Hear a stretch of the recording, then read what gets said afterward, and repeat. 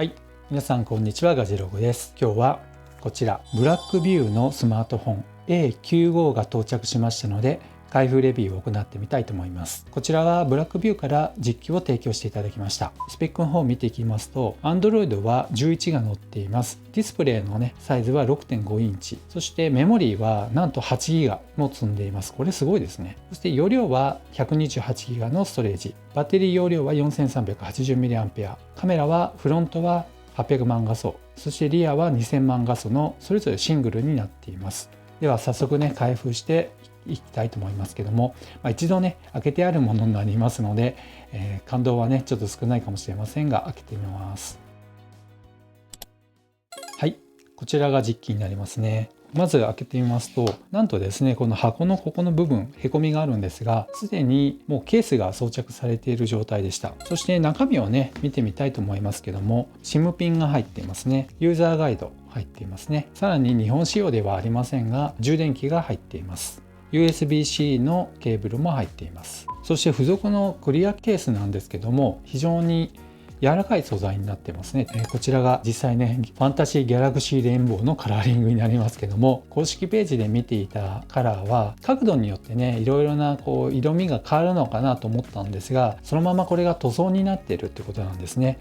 確かにファンタジーですね。こちらがレッド、そしてオレンジ、ブルーになっています。そしてサイドを見てみますと、非常にメッキ加工になっているんですけども、テカテカですね。これ iPhone かなり意識しているのかなという感じがします。そしてサイドはサイド指紋認証がついていて、こちらが電源ボタンにボリュームの上げ下げですね。SIM カードのスロットになっています。下部になりますと、これはマイク穴ですね。そして USB-C のジャック、充電ジャックですね。そしてこちらがスピーカーになっています。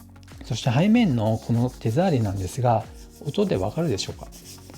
非常にサラサラしてるんですよ。で、これカチカチ言ってるわけではありませんね。プラスチックになっています。やっぱりそのあたりは値段相応なのかなという感じがします。そして気になるこのカメラの部分なんですが、一番上の部分が2000万画素のカメラになっています。そしてこちらにフラッシュついています。それでこちらがおそらくダミーのカメラになっていると思われます。見た感じはちゃんとセンサーが実装されているようには見えるんですけども、こちらは使えてない感じなんですね。では初期セットアップして、これから Android を起動してみたいと思います。はい。今初期セットアップ終わったところになります。ちゃんとGoogle プレイが入っています。そして各 Google のサービスがまずトップ画面に来ていますね。そして中を見てみますと Google のサービスが目立っています。つまり Android の素の状態に近いのかなという感じはします。しかしながらゲームが結構入っています。ここもそうですね。そしてこちら Office が入ってますね。この WPS Office 結構有名ですよね。そしてカメラを起動してみたいと思います。ピントも合います。そして気になるこのカメラの部分なんですが、この今一番上の部分ですね。これちゃんと動いてますよね。動画に関してはこんな感じになります。綺麗に撮れてる感じはしますね。画面越しで見ますと非常に綺麗に撮れているように見えます。そしてレンズに手を当ててみますと、やはりダミと言っていたカメラは全く何も変化がありませんね。そしてカメラの各機能になりますけども、シャッター音をオンオフにできるようです。オフにしてみたいと思います。ならないですね。このようにシャッターの音をオンオフにすることができました。では次にGoogle Chrome を使いまして Yahoo で Web ページを見てみたいと思います。ではここの三菱 UFJ っていうところを開いてみたいと思います。今 Wi-Fi でつながっているんですが、普通に早いですよね。そしてリフレッシュレートの方はどうでしょうか。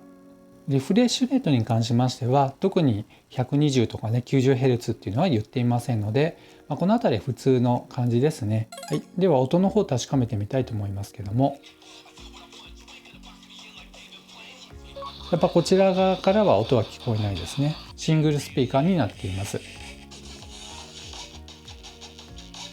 そして最後にディスプレイになりますけども、こちら解像度が1600×900 になっています。見た感じ別に荒い感じはしないですね。Google マップを見てみましたけども、決して荒い感じはしないんですよ。